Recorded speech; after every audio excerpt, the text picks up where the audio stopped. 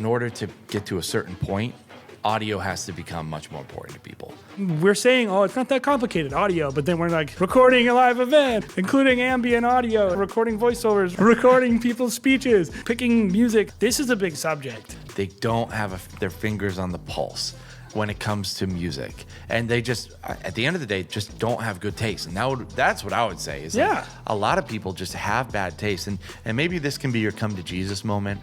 If you get great at your audio and focus on audio in 2022, you're gonna be able to charge a lot more. Well, and you're gonna I'll tell you, if you suck at it, you certainly, it's gonna be obvious. You're creating a ceiling for yourself. Get right in my bag.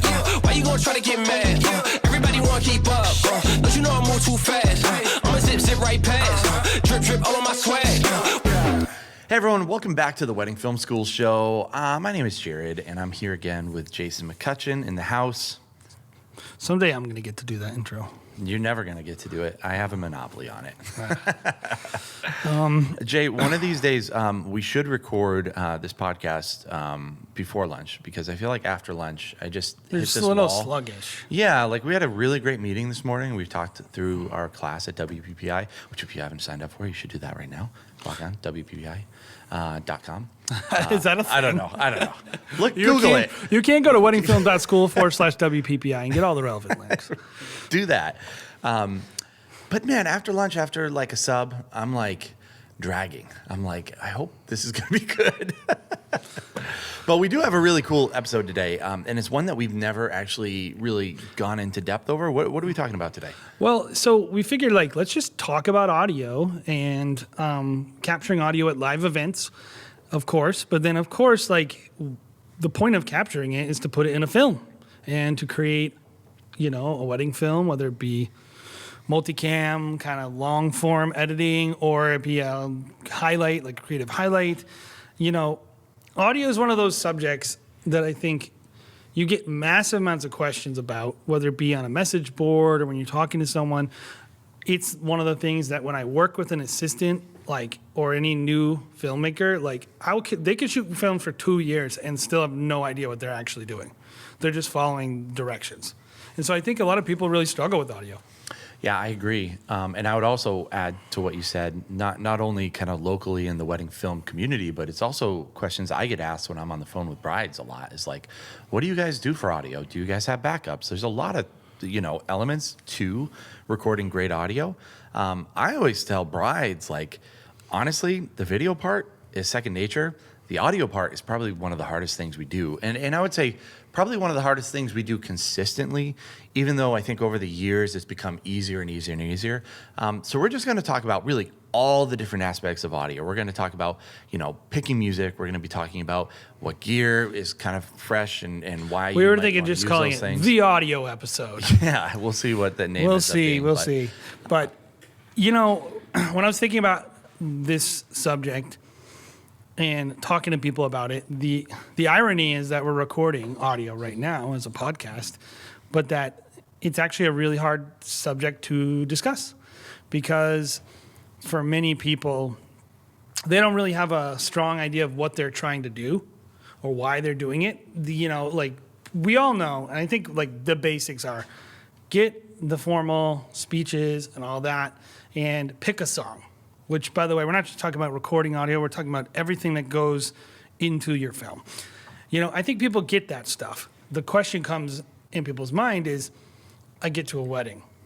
You have no idea what's going to be there a lot of times. No matter what the couple says, the sound system could be crap. The DJ could not know anything about what he's doing or she's doing. And ultimately, you have to pivot and adjust. How many times have you been to a wedding where you hook up the sound system, and then some wedding band comes with their own sound system in the back? Mm-hmm. The violinist or whatever. Do I want that recorded well? Yeah. I have to make that decision right there. I have to say, do I have time to go record that? How am I going to use that in my film? Should I go put an audio recorder on just the musicians and an audio recorder? Those are the types of choices that people are making, where a lot of times it's a lot of pressure. And I know firsthand, because I've been around enough of our second shooters and newer filmmakers to know, a lot of times they make the wrong decision. Like there's a level of panic that comes with audio because you can't see it right in front of your face, and it's just not the sexy thing. Audio. Why do you think so many filmmakers like don't become experts in this area of what they're trying to do? I think probably because most of us are visual people first and foremost. Like we want to make a good looking image before we even think about audio. When you are like, think about audio engineers, you think about a very specific type of person, right? They're usually, and even the people in our industry who are like the audio, files who are just like incredible at what they do. They're not really known for their, filming and kind of having the best looking images. They're known for their audio. And so I think there's, it's a different skill set that we are like, well, if we have to do it, we'll do it well, I guess, because I have to. But honestly, I think most people would rather just throw it away if they were given the option. Well, and I think that is somewhat true, is like, do you even have to have good audio? Sure. There's a school of thought that would say no. I'm pretty good at, if you didn't know, I'm a musician. I have a background in the music industry as a failed musician. I've been a worship leader in a church, and for many years, I have a lot of sound experience in terms of recording audio, building recording studios, all those things. So I have a bit of an advantage over other people, and I try to keep that in mind when it comes to like, come on, why don't you know that? Of course, proximity effect, of course. But that being said, I have been stunned at how many people really don't know why they're doing what. Mm-hmm. They're just like, well, what's the best setup? Yeah. I've literally seen people ask in a message board, what is the right setting for my DR10? And I'm like, okay, I get what you're trying to say, but like, what is the input gain? Yeah. Like, it's just... People don't have the vocabulary. They don't have that basic understanding because it's just not something that, honestly, I've pulled up a microphone before and I'm thought, what does this even do? I have no idea.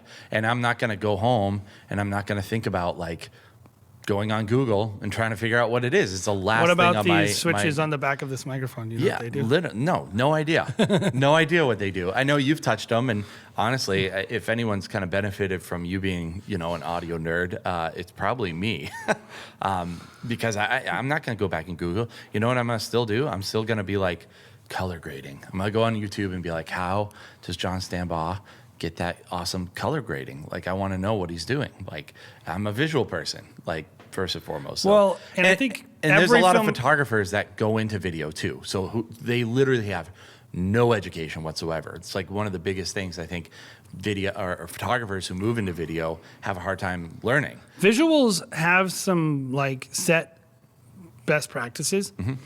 but there is a lot of room for like your opinion mm-hmm. on a good image or a good composition or a good action in the shot. Audio's not really that way. Mm-hmm. There is some things that are good that you can be like, oh, do I want a little distance from the mic or close? But in general, it's just good or bad. And I think, that to me is very liberating. Like, all I got to do is know these basic things. All I got to do is know the amount of people that don't understand, like, what, like a gain structure is and how those things feed into each other. It's a little stunning to me, but now I'm kind of accustomed to it, I think. And so I'm thinking back, right? Do you remember when we first started, one of the things that allowed wedding films to happen is field recorders like the H4n. Yeah. Which is still around. Still kicking.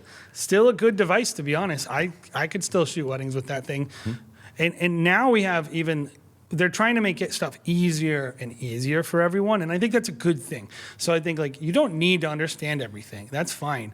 Now we have Zoom is just releasing the F3. I think it has two inputs, two XLR inputs, and it's 32-bit float, which if you don't know what that is, it basically is an audio file that has the ability to maybe peak it out a little, record a little low, and then fix it in post. It's a really cool technology. We didn't have that, so we had to nail it. Yeah. When we first started, this was 2010, we had an H4n, which the battery life on it was awful, and it would die very quickly. And we would have to record these hour-long ceremonies. We're in New England. There's a ton of Catholic ceremonies here. So an hour long, you would have to put fresh batteries in. And by the time you were done, it was down to that last bar. So you're getting really close.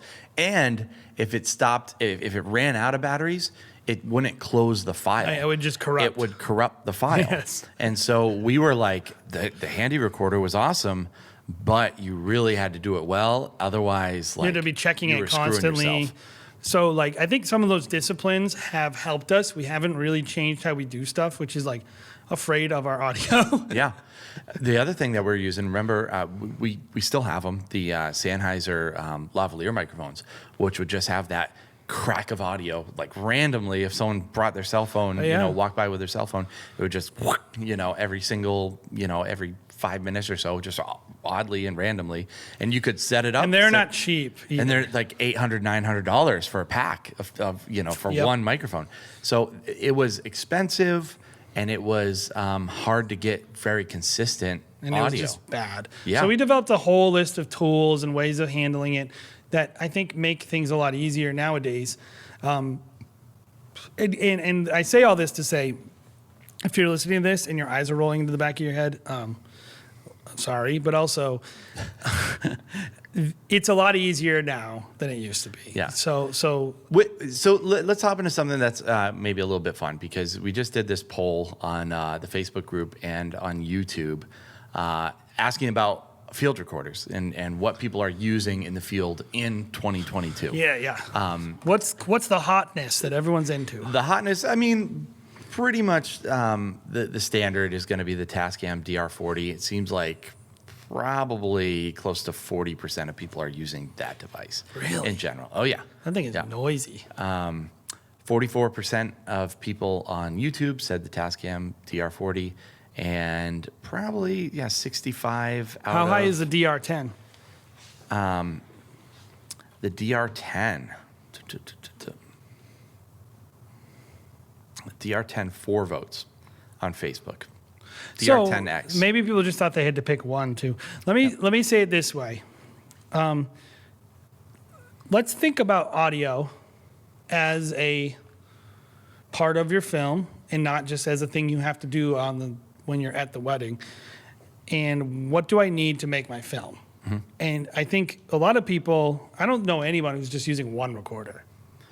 No, multiple recorders. And I think the standard kind of arsenal these days is going to be a field recorder and then some sort of like lapel style recorder.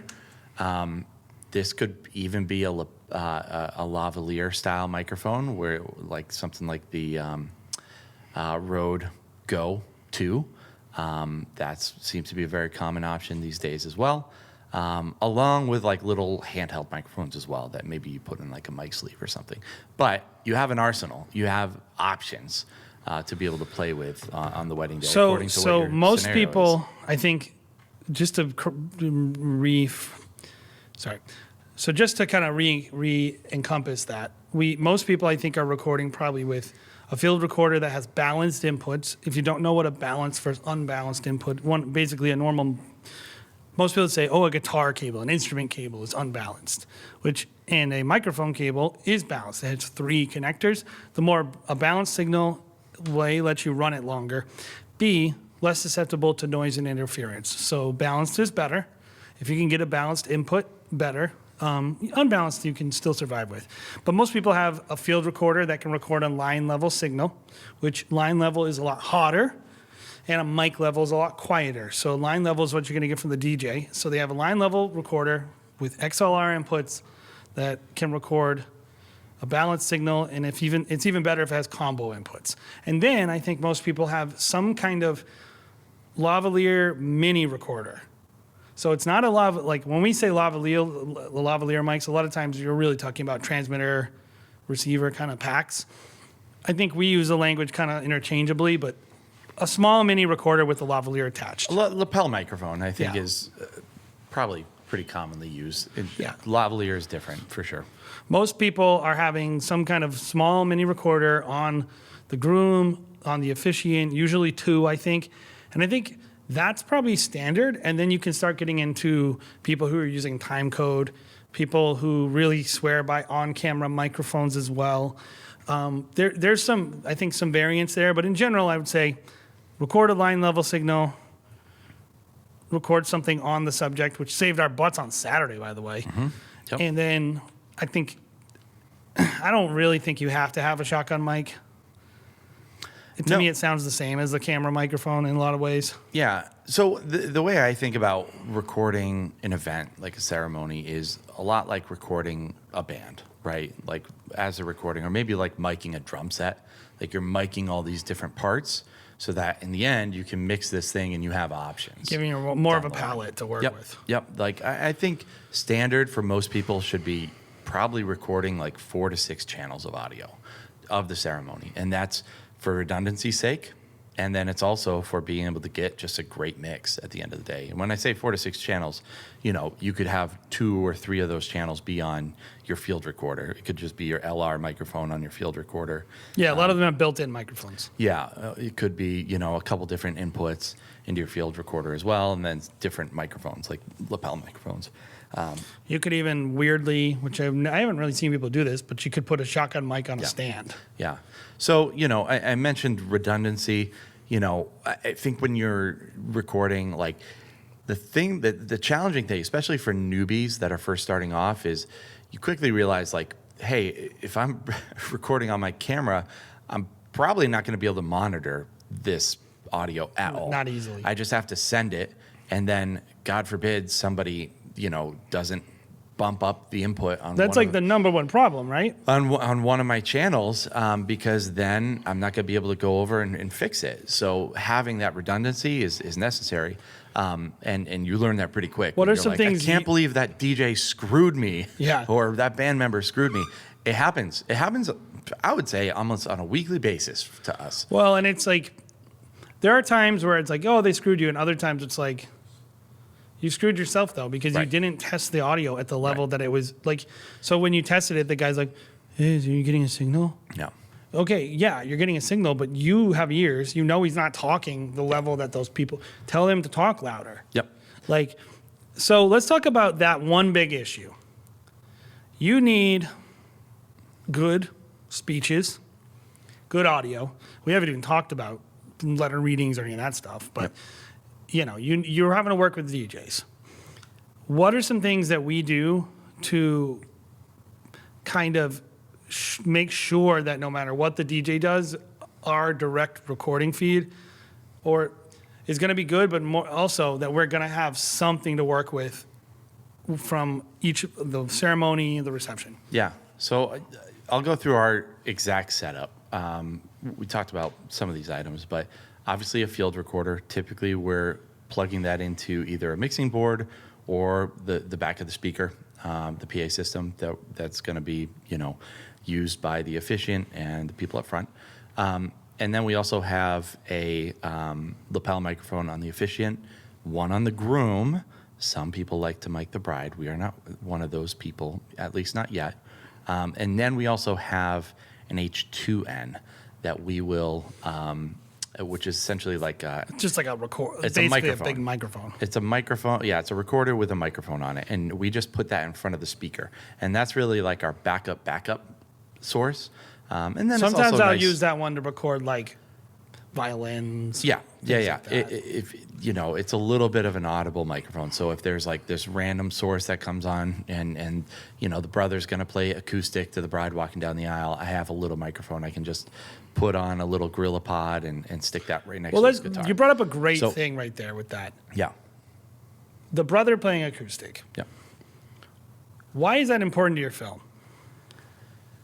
Yeah. So I mean, if the brother's gonna be playing to the bride walking down the aisle, almost 100% of the time she's going to want to hear that. I mean, there's a reason why she asked him to do that. It's really important to her, and it's going to mean something to them. So that's why you do it, clearly. And I think just having that audible microphone to be able to do that, sometimes you can plan for it. Sometimes the bride will, in our creative treatment, she'll be like, my brother's going to be doing this. They don't even know to tell you this, by the way, guys. Yeah. They don't know the difference between like the fact that the guy's just standing on the side playing acoustic, no one will be able to hear them. They don't know. I was gonna say, and sometimes they just won't tell you that. They'll just be like, "Yeah, you'll be there, right? You'll be recording it, Yeah. right?" They'll just kind of expect it. And so if you don't record it well, you're in hot water pretty quickly. When you have to tell them, "Oh, I didn't really get that. Oops, sorry." It sounds terrible because Yeah. proximity effect is a thing. I was 50 feet away with my microphone and it sounds bad. So I think having a kind of portable, audible type thing. And when I say audible, I'm not talking about like the audio Like portion football of that, like audible. football audible, where you're just kind of like calling it as you see it and making a change on the football field. But that's about your storytelling prowess. Yeah. And that's the thing. I need people to change their thinking because audio, there's a technical side, and we get bogged down by that. We get bogged down by the technical side, but if you're able to kind of step outside and think about your final film, you can start being a storyteller again, and you can start going like, "Oh, I need that guy playing acoustic. I might use that in my film." Changing the way you think about audio is like, so you're not just being like, "Here are the rules. I must follow rules. Make audio." Yeah. And actually being able to know what you need to tell your story and making sure you get it. Yep. And we should talk about, instances and ways that people can use that audio, because a lot of people might be like, "I would never use that audio in my film." We should talk about that when we kind of go into use Yeah, case. well, yeah, But, yeah. and then, so that's really like our kind of audio play, the way that we try to mic all of our weddings. What are some things that go wrong at weddings? Right. So I was just going to say, we do a lot of Catholic ceremonies. So a lot of times the officiant, the priest, the father, will say, "No way, I'm not wearing your microphone. I'm wearing my microphone." A lot of times in these Catholic churches, they don't have a PA system I would to plug say into. 80% of our films at Catholic churches or more have no direct feed audio. Yep. So what happens, and this is the reason why we have multiple sources, right? So even if we're not getting that source, we're still able to do different things and be able to capture audio that I think is pretty good. The other thing, sometimes I'll even have conversations with the bride leading into the day, like, hey, if they don't have a PA system that we're able to plug into, it does limit what we can do. We're happy to talk to them beforehand. We're happy to, get there and see what they have. But just know, usually most churches are not going to let us do So X, Y, and Z. So you're the setting expectations. The bad thing there is they don't even have a sound system, right? Yeah. They or one that you can hook into, and even if they do, a lot of times it's terrible. Yep. They won't wear a mic. That's one. We had happen the other day where the guy's sound system was extremely low quality and very noisy. It's hissy. Yep. Hissing, cracking, Yep. terribly EQ'd, bad Yep. sounding. Also, during the ceremony, there was nothing coming out of the officiant's microphone. 'Cause she turned her mic off. Because she turned her mic off. So, Yep. all these things, there's a million different things. I mean, if you've been doing this for a year, you've seen a million different ways that people can screw you with your audio. That isn't your fault, But what is your fault is not having solutions to those problems, right? And so, I think just having multiple tracks is super important. You have to. in Well, it's not just 2022. multiple tracks. You have to have multiple ways of capturing the Right. audio. So we try to do some things. Obviously, we have these DR10s. DR10s, to be honest, that close, I'll give you a little audio theory. Basically, you want to be as close as you possibly can to whatever your subject is, where the audio is coming from. That seems obvious, but it's just true. Which is why shotgun mics and on-camera mics sound like crap. Because they sound echoey and distancy, and it takes people out of the film. Like, even if you hear echo, when you listen to people talk, you don't hear echo. Yeah. You cancel it out in your brain. You hear them talking. So, you're better off introducing the room sound in another way than just recording the room sound. So what we do is we try to get that close thing, right? But what also happens with audio is part of the room sound is the person's bad sound system. And so at the end of the day, obviously, like you had said, we don't have 100% control. We just want to do the best we can. And I think being realistic and understanding what type of film you're trying to make, I think makes a big difference. when we do these Catholic ceremonies, we rarely use any audio from them. If you don't work in an area where there's a lot of Catholic people, we live in New England, a lot of Catholic people. And the Catholic ceremonies are like an hour long. They typically don't have anything from anyone. Like, family reads a Bible verse or does a blessing, but they don't share anything. Nobody's playing music. Nobody's really doing anything. The priest talks the entire time. And a lot of the couples aren't really that connected to it in terms of like, they're not like, oh, I need all this audio. So when we go to those ceremonies, we know as storytellers, we're probably not going to need a lot of this. Mm-hmm. Now, we better nail the speeches on those weddings because that's where all our audio is going to come from. When I watch a lot of these Midwestern people who are like these evangelical backgrounds with these Christian couples who are like spending an hour sharing all this heartfelt, inspirational thoughts, I'm like, man, can you imagine if we had ceremonies like that? I know. Yeah. Like, rarely do our couples that are in the Northeast say super heartfelt things. Yeah. It's just a fact. Yeah, and when they do, I mean, coronavirus was a case where you started to see a lot more of that, and the reason was they were in front of 10 people. So they were like, oh, I feel much more comfortable. This is much more intimate. But a lot of these weddings, at least where we are in New England, and I think a lot of like city weddings, they're not intimate, guys. They're like, you know, you would think a wedding should be intimate, but a lot of these weddings are just like showing off in front of their friends and then their dad's boss. It's like they're not going to talk about like their most intimate thoughts in front of those types of people. So, you know, obviously you would capture that much differently. Well, it becomes more important or less important to your story. Right. And that's the thing is like with what we do, we know that some weddings, the ceremony audio is not incredibly important to the story.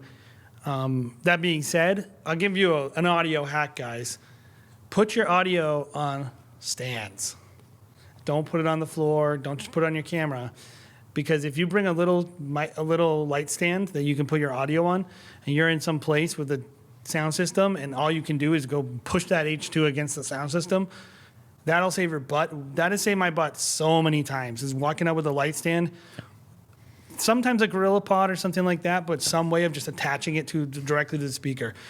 I've started to just use a 12-foot stand and like really get it up in front of those speakers, like literally. The Catholic right churches, next yes. Yep. Put it an inch away from that speaker. You know, make sure that you can see your bars and you know, hopefully you're able to monitor it or have an assistant monitor it and make sure it's, you know, not peaking. You'll be shocked how good it'll sound. Yep. And what I'll tell people is like at the end of the day, capturing audio at weddings really has a lot to do with the story you're trying to tell, the story your couple is trying to tell. And like all this technical stuff kind of falls by the wayside. Like you need to know how to do it, but you're not just doing stuff just to do stuff. You're trying to make sure you have the tools you need to make a good film. Mm-hmm. There's a couple different recorders there too, and I would recommend that you can get these microphones on any budget. These little backup microphones that I like would just $150. $150 for the H2N. Backup recorders, you mean? Yeah. Sorry, backup recorders. Well, microphones and recorders. Yeah. You just put them right in front of like a speaker system, or we just reviewed the Sony micro recorder on the channel. Like, Yep. There are a lot Did of Bobby good do ones. that? I haven't played around with that one. But, yeah, it's really nice. A lot of people love the Sony. There's a Tascam one as PMY, well. I don't know, I forget the name of it. We'll send some links down in the description below on some recommended audio that people on Wedding Film School and abroad have used. So if you're starting out your kit and want to buy some new stuff, definitely check out the description. What are your thoughts on, you know, I often, when it comes to audio, I feel very much like, that's good enough. Yep. Like, I feel like even though we don't always nail it, I don't feel that way about my visuals. I feel like the freaking exposure needs to be right. Mm-hmm. The white balance needs to be right. Yeah. My audio, it needs to be within a tolerance. Yep. Is that me being lazy, or is that like just knowing what we need to make the film? Yeah, an order of priorities kind of thing. It's like if your footage is overexposed, they're going to be mad. I think it probably comes down to what will upset the bride more. Right? What will they notice? Yeah, what will they notice more? Like, dude, people have a very low intuition about audio. Like if they hear it, they're like, oh yeah. Even I'm surprised, like people haven't complained. Like if we have like a super echoey church in one of our shots, We will pretty much just ship out, like, we try very hard to do our best, but there's a lot of situations that we can't make great, and we just ship it out and no one says anything. yeah, even if it's super echoey, people like of a full ceremony because we couldn't hook into the church's sound system, we couldn't really get a good feed.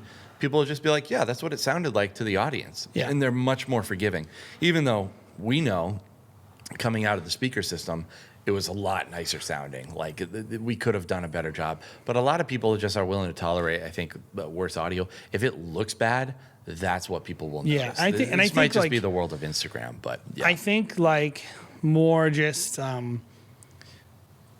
it needs to be understandable, like the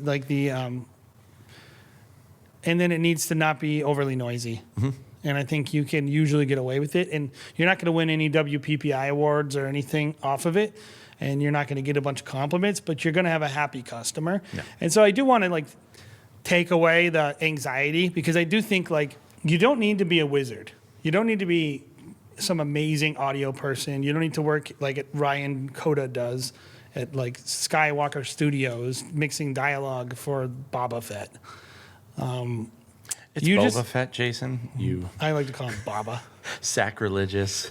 Baba Yaga, Baba Fett. But you don't need to, we're not recommending that. What I am trying to get you to think about is, am I giving myself everything I need to make the film I want to make? Right? And so that leads me to my next question. This is not something we do much of, but I know a lot of people, it's a big thing, which is audio outside of the formal events. So the first thing is like just ambient audio, which you're going to record on your camera. We use that in our films. That is a part of your audio arsenal. Don't forget about laughing. That doesn't need to be amazing. It just needs to have a sound, and it makes a big difference. The other one is first looks, letter readings, all those things. Are we lazy with that, or is that just like Well, about the film that we make? not necessarily. I think we will use some on-camera audio when people are laughing as they're, drinking champagne, or, the girls cheering while they're, doing a toast on the bed in their pajamas, whatever it is. Like, but we just kind of see that as like, background. But we don't audio. do like letter readings. We don't mic up first looks really. Because we generally aren't asking people to do that every single wedding. If someone wants to do that, we will do that and we'll be ready for it. But I would say I'm not trying to necessarily make people do that. I think it used to be much more popular for us, and now it's just not as popular. Maybe people just think it's tacky. I don't know. What This is demand why has it's gone very- down, is what I would say. This is why it's very personalized, right? Yeah. Is like, and why you can't just think of audio as like a binary, Yeah. like, like, these are the things you have to get Yeah. at a wedding. Because I personally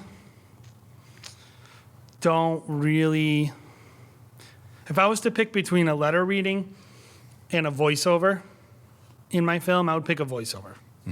I don't mind letter readings. If a couple ask me to do a letter reading, sure, but by all means. But it's not something that I don't really encourage it. Yeah. Like if someone says to me like, "Oh, do you need this audio?" I'll say to them like, "Well, what's more comfortable to you?" Yeah. I'm more interested in them having a good day than capturing that audio. I kind of don't I care. do think this is where it comes down to deciding what type of film you're going to be making, because the type of film that we're making is going to be 90% documentation. We want to show up, we want to document the day, we want people to have the best experience that they want to have, that they've decided they want to have. I'm not Alex Douglas in this case, or Henry, or Penn whoever. Weddings. Penn Weddings, where I'm going to say, this is how we're crafting your wedding to make our film, which you can totally do. But this is something that you have to be deciding as a director of your film, like what is going to be important here. Because that film that Alex did, for instance, where it was like, they had a French waiter that was at their restaurant record some lines for them. And then they inserted it into their film, and it was awesome. It was amazing sounding. It just seemed like it was, some French artist that was, on the streets reading these lines for this couple's wedding. We aren't always doing that. So I think there are a lot of storytelling elements that you can think about and include in a wedding film. But it's Well, just you a got matter of expanding deciding. what is audio, what audio looks like in a wedding film. Two things that we've done when it comes to like, one was great, one was you didn't love, but the couple loved, and it's interesting, is like, how do you use audio to introduce things into the film that weren't there on the day? And like, we did a film where the grandfather was very old. He was not able to attend. It was before coronavirus. He just literally was stuck in a home. This was a Huxley film, right? And we went and we had him record audio for the couple's film. He did a poem in the middle of the film, and they were like, "Whoa, my grandfather's included in our film." Like, it really meant a lot to them. Yeah. Because he wasn't able to make the wedding, and it was his house that they got married at. So it was like, how can we include him without him being there? Audio was the key to including that person. Yep. Or when we were able to include the voicemail from Kara's father who passed away in the film. Like, when I think about audio, of course I want to capture good audio, but there's so much more than just what you capture on the day of a wedding that can make your film. And really, like, as a storyteller, like, audio is such a important element that I see a lot of people say, like, who's the best storyteller? And usually exclusively they mean who includes a lot of sound bites. Yeah. And I'm like, that's not necessarily good storytelling. It's just like very linear. Right.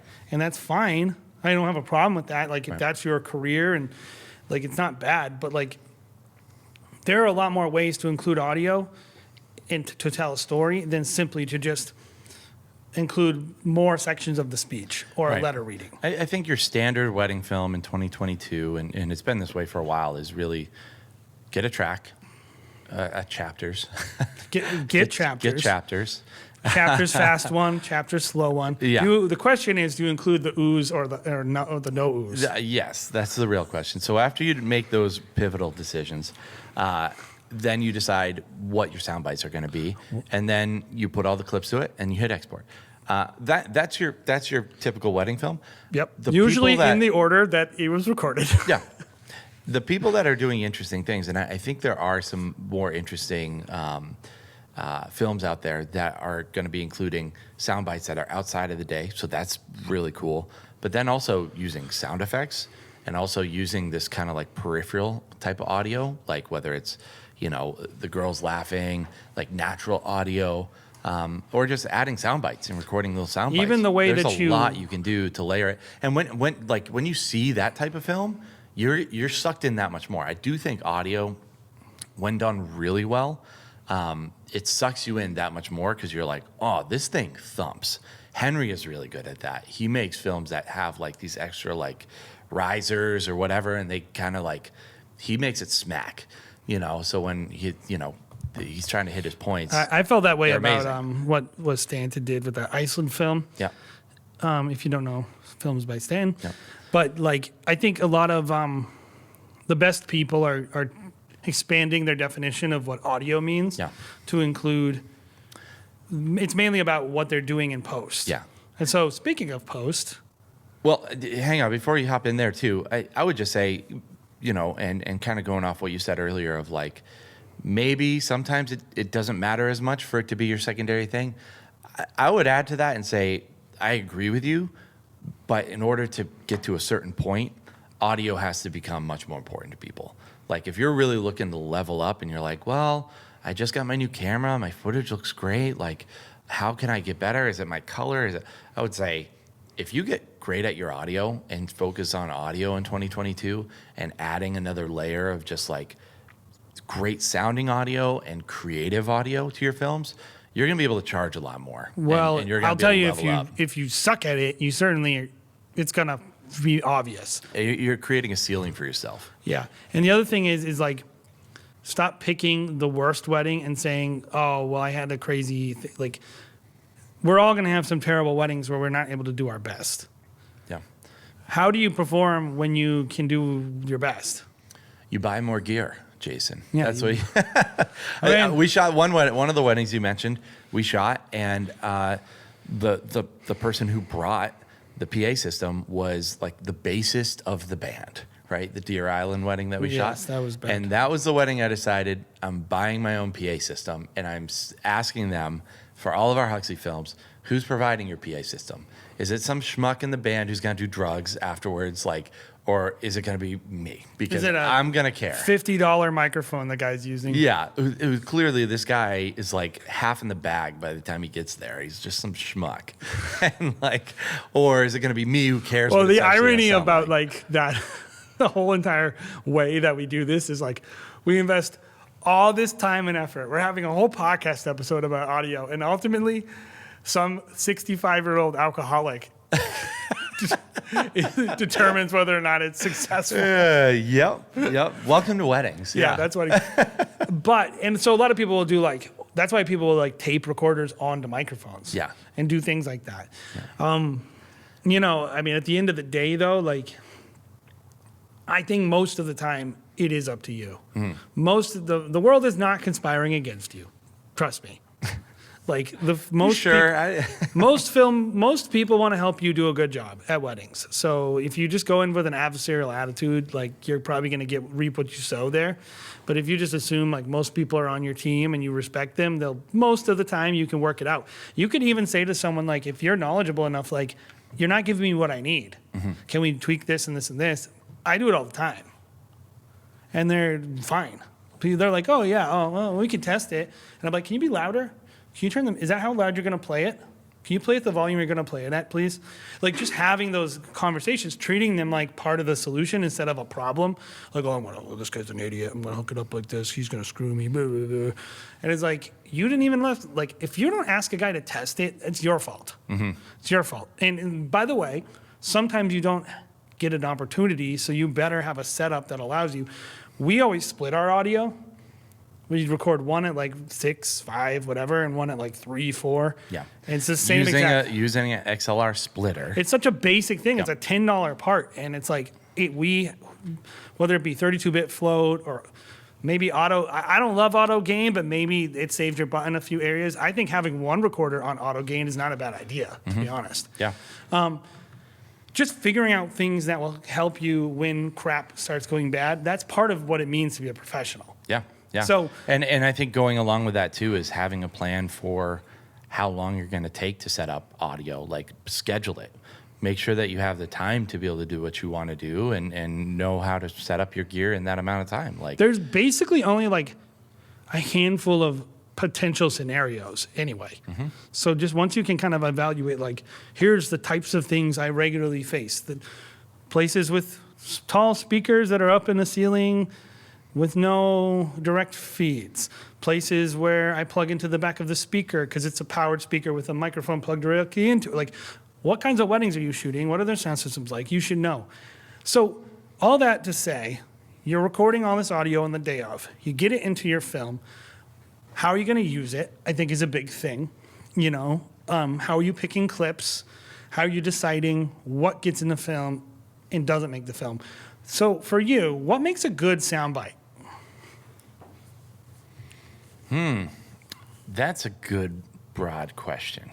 Do you want me to make it way more specific for you? Is it a chapter song? No. No. Yes, make it more simple. What makes a good soundbite from a speech or a toast? Or So I think the thing that I like in if someone's using a speech or a good soundbite from the ceremony even is connection. People connecting with other people. So if it's the brother who's the officiant talking about his sister that he grew up with and what she used to be like, and then when she met the groom, like that can be kind of a sweet intersection of words. I think during speeches, if something's funny and if it's concise, that's a big thing as well. Like sometimes the funniest stories are not very concise, so it can be hard to include something that's funny. But I think, yeah, human connection, the things that would make you laugh, the things that would make you cry, really, if you can figure out a way to consolidate them into small little bite-sized pieces. I think that's the way to go, and not overusing audio. Like, I don't like when, the video starts with a soundbite and it goes for like a minute and a half, like, because then it just becomes really boring, and it's like, well, this person's still talking, like they're just saying words, like it's not interesting. You want every single thing someone says in a wedding film, to the best of your ability, to be meaningful. Mm-hmm. So when I think about audio, I think there's really three basic types of audio that make it into a wedding film. There's like informative things that inform you what's happening right now. I now pronounce you man and wife. That's like more of like a set piece than it is even actual dialogue. It's just like, I almost think that is like a transitional audio. Yeah, but it's informative kind of audio like that tells you might decide to include like now introducing for the first time, who knows? Yeah. Clapping, things like that. And then I think you're getting into things that are sentimental and heartfelt that reveal who the couple is or who the people are. They're personal pieces of audio. I think you get into very personal and heartfelt things. And then I think you're getting into funny, bringing in lightheartedness. And you can actually play with all three in your film to put the brakes on or put the gas on. Like, one of my favorite things to do is to just take something funny and use it as my transition point to a party. Just using audio to keep your film moving or pump the brakes, slow it down, make people like quiet down and listen or get louder in their head. I think you're really dealing with a lot of those things. And, we could even say a fourth thing could be ambient audio, which is a sense of place. Whether it be like a foghorn, if you're in some place that has a lot of fog by the ocean, or the sound of a river or the sound of bridesmaids laughing. You're trying to make a person like feel like they were there, understand what the event was like, and then who is this couple and what are their relationships like. Audio will do that for you in some ways that I think no visuals can do. So the other part of audio that we're kind of going to glance over, but it is a big, big, big thing, is music. You get all this beautiful audio, but ultimately, isn't music like the most important part of a wedding film? Yeah. I always say it's one of the main characters of the film. Maybe that's really cheesy, but that's what I tell brides because it is that important. And we have people book us just because they like our taste in music. Yep. Yeah, I think so too. And it's something that oftentimes takes a lot of time for people to choose because it is so important. And so it's one of my, actually, it's a little bit of my pet peeve when people are like, when you're trying to choose a song and it's taking you 6 hours and, I'm like, no. I don't know what that's like because we pick our songs in the off season. And this is maybe a little bit of a hack if you're sick of picking music when you have a deadline and there's a lot of pressure. I mean, it's much harder to pick music when there's a gun to your head. What we do every year is we actually go into the music bed and Soundstripe and we actually create our own libraries and sift out some music that's maybe getting a little bit older and just aren't relevant. Well, and it's anymore. an ongoing process. Like, yeah, every year. Every time we're looking for music, because even though we try to pick a lot of stuff ahead of the season, we do oftentimes go back to the well. Yeah. And that process of like, ooh, like that's a good one.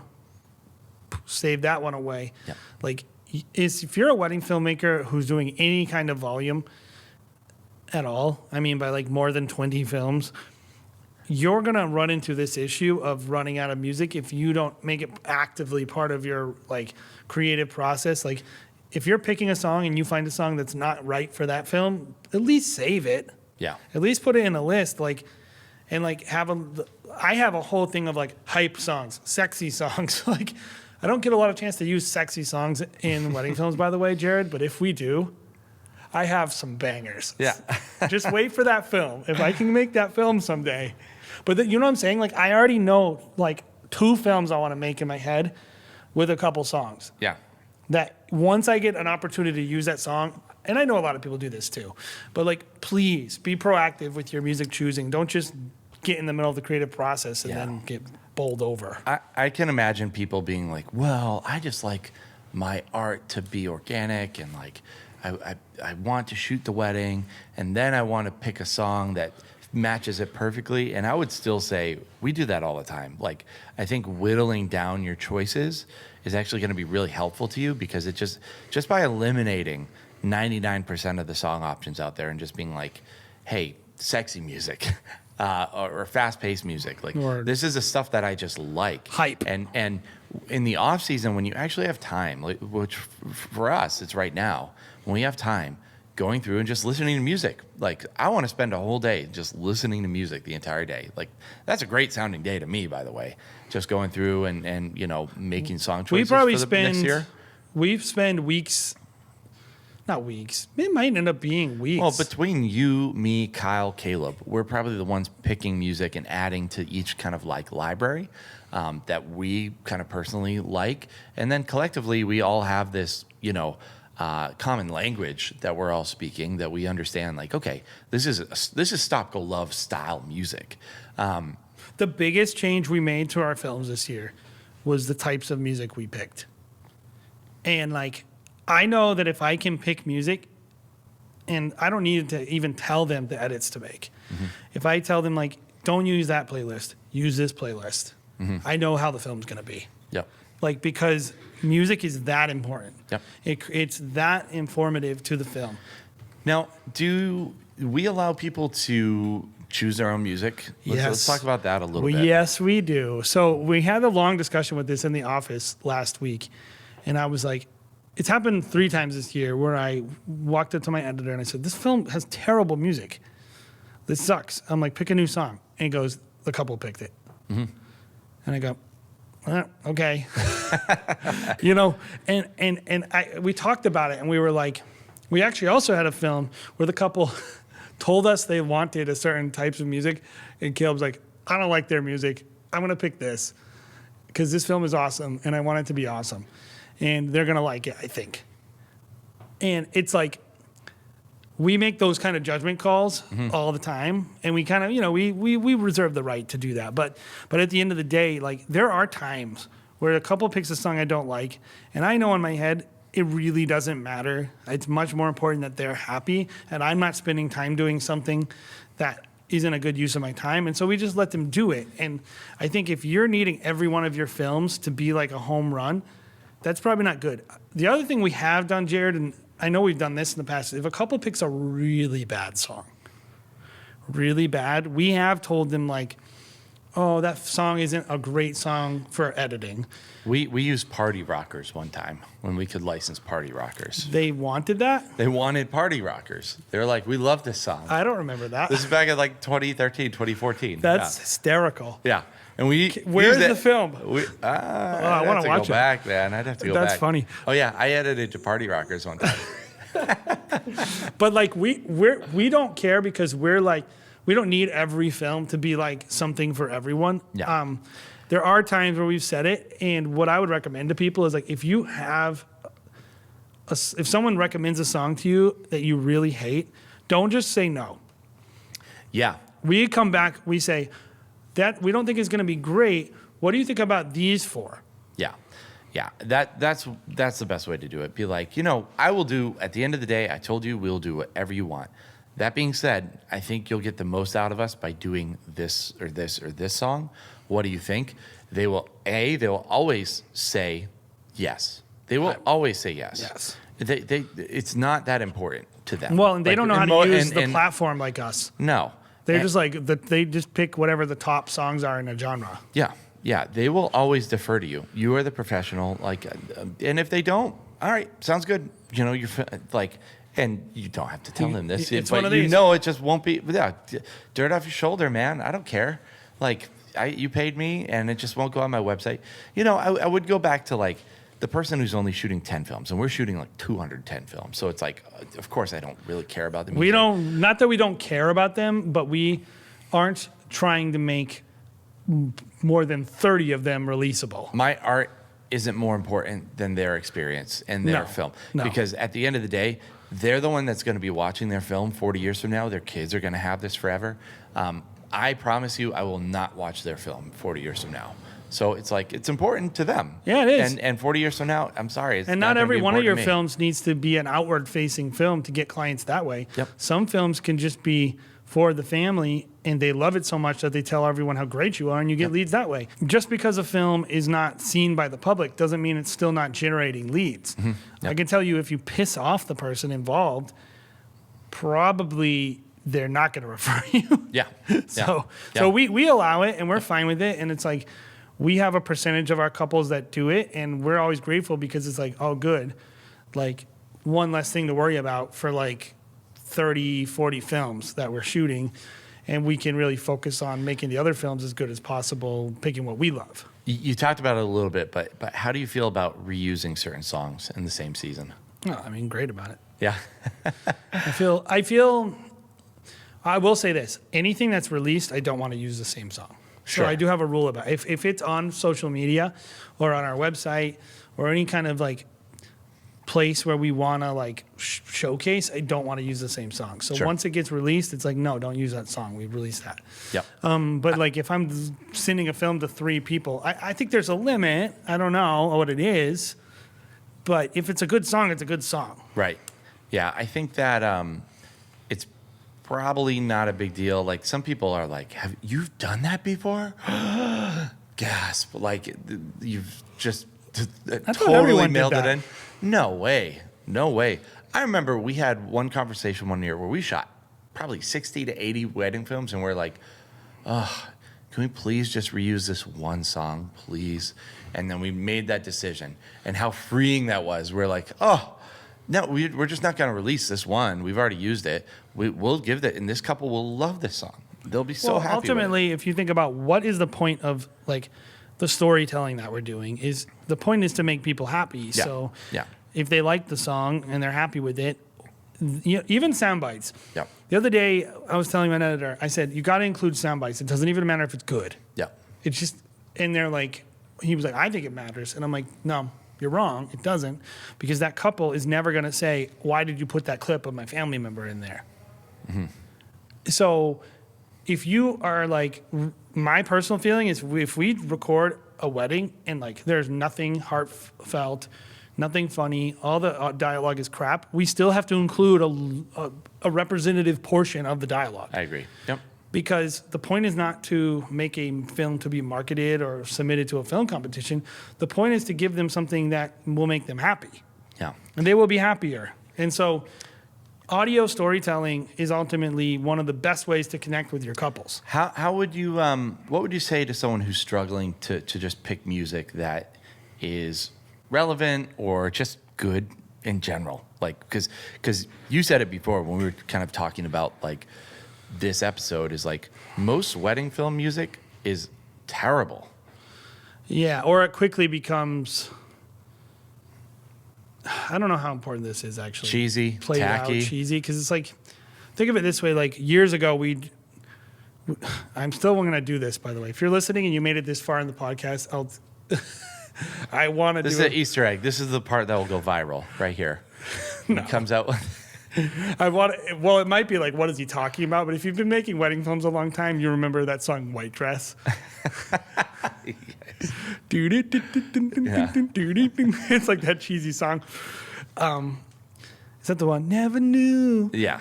I could love someone. That's one that we use many times. Yeah, I can so tell you it's that. like a cheesy song. Yeah. That was the one song that I was like, can we please use this song more than once? So great. It's about so good. It's about a wedding dress. Yeah. It's like just a little, but I was like, I want to do a film competition called the White Dress Challenge, where you have to edit to that song. And you have to take a film and edit to White Dress, and then we all submit a film competition with the same song and see who makes the best film. Who would judge that competition? I think I would try to get the actual songwriter. What was his name? Oh, geez, I don't remember. Is it Tim? It wasn't Tim Halprin. But yeah. Yeah.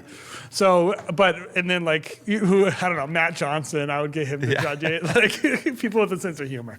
But like, I would want to, like, point being, I don't know what we're talking about anymore. I just went on a rant about picking good music. Yeah. Yeah, how do you know what's good music? I think it comes down to not overly worrying about what other people do, but really thinking about I think you got to be true to yourself and true to your couples. And I think for a long time, one of the biggest things when I'm working with an editor is like when they don't know when a music is appropriate. And I'm realizing like this to me is obvious, but like there'll be this 4 on the floor, which if you don't know what that means, it's do, do, do, do, 4 on the floor, the kick drum. And like you'll hear this like banjo, and then I'm like, oh, this is a country wedding. Mm-hmm. And then a person's just walking in Boston. Mm-hmm. And I'm like, what are you doing, editor? Like, that's not the right song. Like, you don't need to have like perfect taste, but you at least need to be able to know the difference between like, when I do film reviews, the amount of times I will edit a film where the shooting and editing and the wedding day are not close to the epicness of the cinematic song they chose. Yeah. I'm like, this is weird. You have this dun, dun, dun, dun, and it's just like this guy, like, he doesn't even smile, and like the table set it's like you in a see him BMW hall. You see him mouthing, when can we go to the bar? He's like smoking a cigarette. Like the editor is just like, the shooting is just at its very best, like flat and boring. Yeah. And there's got this song that's just way over the top, and they're like, this is my problem with a lot of outsourced editing and outsourced editors. Is just like they don't have their fingers on the pulse when it comes to music, and they just, at the end of the day, just don't have good taste. And that's what I would say is like a lot of people just have bad taste, and maybe this can be your come to Jesus moment if you're listening to this and you're like, man, my films just don't look like this. Like, I think a big step for you would just be get on Spotify and go to some indie playlist and learn how to like good music. Listen to good music. If I say to you, Kanye West is a genius, and your response is his music is crap, probably you won't know how to pick good music. And I'm not saying his latest album is pretty crappy. He makes, but he knows how to make good beats. There's always some person that says his music sucks, and I'm like, it doesn't matter if you like it. Yeah. I'm not telling you that you have to like these things. Like, you don't have to like Lord or of Monsters and Men or any of these people. You don't have to like it. Yeah. You have to just accept that other people do. Yeah. And that it's like, it should inform your opinion of music. Yeah. You shouldn't be like just like picking songs that are like, I listen to a lot of like 90s emo and like metal. That is not how I make my decisions about wedding filmmaking. Yeah. I make my decisions off wedding filmmaking based on what are my clients listening to, and what will what will make them feel like they have their own private song. So like something that's not popular, it's like their song after we give it to them. But at the end of the day, though, you understand nuance, and that's why you understand music, because you can be like, you can put yourself in the shoes of this couple and be like, well, they like Dave Matthews and John Mayer. They probably like Tim Halperin or whatever, and like I wouldn't listen to him, but like this song is kind of nice for this moment, and like if I'm editing to a certain song that I wouldn't listen to, I can still really get into it because I'm like, this is jiving with this film. It's just like you feel it in your bones, right? And so I would say like become just a more interesting person. I'll say it a million times. Well, watch movies, take in art, understanding like why something works really well in certain situations, and just finding a way to get your fingers on the pulse. Go do that. Go listen to music. Listen to Hans Zimmer. Like, yeah. Well, think of it this way: Hans Zimmer. Pumped up. Like, people that create bad art can never get pumped up through other people's art. If you're bored, you're boring. Yeah. But Hans Zimmer, like, he now includes like electronic elements. Yeah. In his music. Wow. Can I include? It's not just like, cinematic means violins. Yeah. It's like, what does cinematic mean now? Yeah. It's usually like a mixture of electronic, acoustic. Like, this is always morphing. I'll tell you this. If you can do something that's in like the collective zeitgeist of like what it means to be X, Y, or Z, a couple will probably love it. And it'll resonate with people. Like, and like, I don't think wedding films are the place to try to do something weird with music. Yeah. There are little times and places where, like, I will include some weird things because I'm into it, and it'll be like Henry's doing some interesting Hans Zimmer Tenet style, films. But people are accustomed to that. Yeah. And they're okay with it. Like, they wouldn't be okay with you just having, like, spoken word or like, something really weird. So I'm not encouraging people to get weird and do all this. But I will say, if you look and you try to pay attention to culture, you can probably find some things you can probably get away with that just looking at the music bed on its own, you probably wouldn't think. And the music bed has interesting music that if you know how to search. Yeah. You can find more options out there. I'll give you a music bed hack. Everyone out there, if you're on music bed or any of these search things, because I've sat with my editors, I'm like, here's how you find good songs. Don't click mood. The mood filter,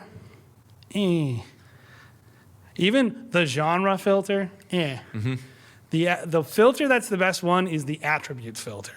And that's the one where you can click on like driving, retro, like the actual things you're trying to do. And then of course you work backwards from there. So you maybe click folk or whatever. A lot of people just click. Well, I like instruments because if I'm like, instruments are good too. Strings make you feel a certain, but like understanding instruments, like I don't play a single instrument, but I know what's going to make me feel certain things. I know how violins are going to make me versus piano.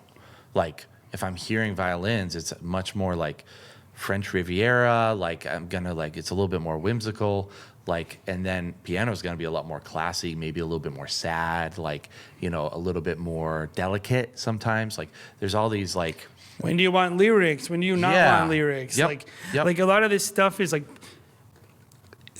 we're saying, oh, it's not that complicated audio, but then we're like, recording a live event, recording people's speeches, including ambient audio, including audio from things that weren't even there, recording voiceovers, recording blah, blah, blah. Picking musics, how do you want to pick it? This is a big subject. And I would just tell people, like, get better. Just get better in one area, though. Sure. And understand, I think you're right. Understand that it's not just all going to happen in one film or two films. Like, I tell our team all the time, focus on one thing this wedding. Like, our assistants who are I tell my 3-year-old that. Okay, good. Yeah. People that are overwhelmed by, like, camera, audio, gear, travel, schedule, all these things that go into a wedding day. Like, I'm like, dude, just focus on getting your levels right on the audio meter today. That's all. That's a success. If you can do that one thing today and understand it that much better today, success all the way around. I'm good enough so I can shoot all this by myself. Terribly peaked out audio. Yeah. And you don't have a horrible song. The truth is your couples are probably going to be happy. Now, given you're not going to reach the heights that you want to reach. And so like, there's like this 2-part thing, which is like, will my client be happy? Will I create some piece of art that's going to make my next client happy, able to charge more? Sometimes you can make someone happy, but you miss the mark on the second one. The most important thing is to make your current client happy. Yep. And so if you're doing that and you're like listening, you're like, I don't do that, fine. If you're happy where you are, but if you're thinking, I want to level up my audio, and I want, as a storyteller, to include more audio in my film, obviously it starts with recording it well, and it starts with bringing enough gear. And I know like people, there's all kinds of gear out there. Like we have a Mix Pre 3. I love the Mix Pre 3. It's a beautiful sounding recorder. I think it's the best sounding recorder and the most diverse. It's amazing. I don't think everyone needs to buy that. It's going to cost you $1,000 when it's all said and done to rig it out. We record a lot of stuff on a Zoom H6. It's not a 32-bit float. It's nice. It's like a $400 recorder, and it's great. Just get the audio. It doesn't need to be perfect. Like I think like a lot of people get really hung up on, if I buy this gear, then I won't ever peak out my audio. You can still peak out 32-bit float, by the way, just so you know. You still need to do some basic gain structure stuff correctly, but it doesn't need to be like this crazy thing. I think what's most important is that you have a plan and that you view audio as a part of your film and not just a thing you have to do. Yep, I agree. Let's wrap this thing up. Yep. Guys, when this episode comes out, it will be a Thursday. And then the following week, we are in Las Vegas, Nevada. And if you are going to WPPI, make sure that you are signing up for the Wedding Film Speakeasy. You can sign up at, is it just weddingfilmspeakeasy.com? Of course it is. Of course it is. It's Who are you talking easy. to? It's so easy for you to get to. Of course I'm Thank gonna you, do Josh, our web developer, who just adheres to all of our crazy ideas. If you haven't signed up, there's still signups for that, correct? I'm not just speaking out of turn. Getting close. We're getting close to sold out. And Okay. so if you're on the fence, all I ask is that don't sign up if you're not going to go. Yeah. It's going to be an amazing event. It's going to be an opportunity for you to see amazing filmmakers. We have a bunch of sponsors in the I'll house. go through the list real Who's going to quick. be there? We got Lumix, we got Music Bed, we got MediaZilla, we have Deity microphones, we have Aperture lights, we have Pond 5, who's one of our partners on the channel, and we also have QNAP, who's helping us out with some stuff. And there's going to be awesome grab bag stuff, some awesome stuff from Music Bed that they were nice enough to throw in there. And we're going to be giving some Wedding Film School swag. Yep. Open bar, free food, live jazz. I mean, it's literally going to be. I was joking because I said this and I'm like, I don't think it's hyperbole, but also I don't think it's incredibly meaningful, which is it's going to be the most over-the-top party ever thrown for wedding filmmakers. Yeah. And like you're saying, it's not just a way for us to get our sponsors out there. There is going to be a lot of free shit. So make sure you're there. It's going to be fun. It's awesome. Vegas is great. WPPI is great. We're also teaching a class on Sunday. Handheld class. It's sold Monday. Okay. We're also teaching a class on handheld filmmaking on Monday. That one's currently sold out, so you have to come next year. But then we're also teaching another class on Thursday. That's the 2nd, I believe. Yeah. And that's going to be on systems for your photo or video studio. So if you want to check it out, that's... You don't even need to Jay and sign I up are for really that good at. one. You just go. Just show up. Okay. You just show up. Great. It's going to be awesome, guys. Hopefully, we will see you there. Make sure you check us out in all the places, everywhere you can find podcasts, Spotify, etc., as well as our Facebook group, Wedding Film School, and of course, the YouTube channel, where you can find us every single week producing fantastic wedding film content. So, guys, hopefully you're doing well. Hopefully this was great.